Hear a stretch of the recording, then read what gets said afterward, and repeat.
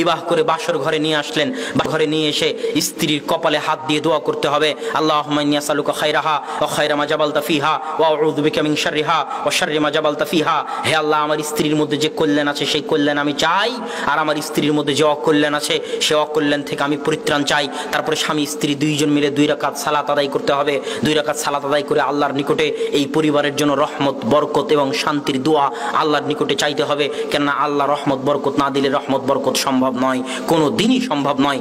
এবার যখন স্বামী স্ত্রী মিলিত হতে যাবেন, স্বামী স্ত্রী যখন সহবাস, যেটাই বলেন সাংসারিক জীবনে যখন মিলিত হতে যাবেন, যেটা আপনার জন্য আনন্দের বিষয়, যেটা আপনার জন্য হাসির বিষয়, সেটা ইসলামের নিকটে অনেক দামি। কেননা ওখান থেকে পরবর্তী প্রজন্ম আসবে, আর ইসলামে পরবর্তী প্রজন্মের অনেক দাম, অনেক গুরুত্ব।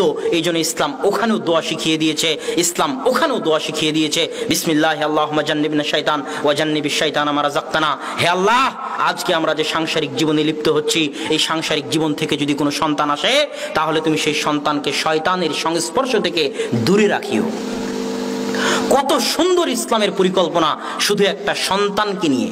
কেননা ওই সন্তান ইসলামের নিকটে সবচেয়ে দামি, আপনার নিকটে দামি হোক আর না হোক। এই দোয়া পড়ে যখন আপনি আপনার স্ত্রীর সাথে সংসার জীবনে লিপ্ত হবেন, তখন ওটার মাধ্যমে যে সন্তান আসবে, সেই সন্তানের মধ্যে বরকত রহমত থাকবে, ওই সন্তান সুসন্তান হিসেবে গড়ে উঠবে।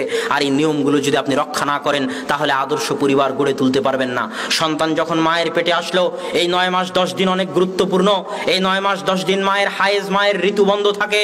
কেননা মায়ের রক্ত থেকে সন্তান খাদ্য গ্রহণ করে, যেটা জন্মের পর নাভি কেটে ফেলা হয়, নারী কেটে ফেলা হয়, ওটার মাধ্যমে সন্তান মায়ের রক্ত থেকে খাবার গ্রহণ করে, মায়ের রক্ত থেকে খাদ্য গ্রহণ করে। এই 9 মাস 10 দিন যদি মা টিভি সিরিয়ালের সামনে বসে থাকে, এই 9 মাস 10 দিন যদি মা সালাত আদায় না করে, এই 9 মাস 10 দিন যদি মা কোরআন তেলাওয়াত থেকে দূরে থাকে, এই 9 মাস 10 দিন যদি মা বউয়ের সাথে, শাশুড়ির সাথে ঝগড়ায় লিপ্ত থাকে, এই 9 মাস 10 দিন যদি মা পরকীয়ায় লিপ্ত থাকে, তাহলে প্রত্যেকটা কুকর্মের প্রভাব তার পেটে থাকা নিষ্পাপ সন্তানের উপর পড়বে, এবং ওই নিষ্পাপ সন্তান ভবিষ্যতে কুসন্তান হিসেবে গড়ে উঠবে। আদর্শ সন্তান হিসেবে গড়ে ওঠার সম্ভাবনা তখন অনেক অনেক কম থাকবে। এই জন্য 9 মাস 10 দিন মাকে সচেতন, সজাগ, আদর্শবান, পরহেজগার, তাকওয়াবান, কোরআন তেলাওয়াতকারিনী, সালাত আদায়কারিনী, সিয়াম পালনকারিনী এবং আল্লাহ ভীরু অবস্থায় কাটাতে হবে, নিজের জন্য না হলেও সন্তানের জন্য, ভবিষ্যৎ প্রজন্মের জন্য আদর্শ সন্তান পাওয়ার আশায়।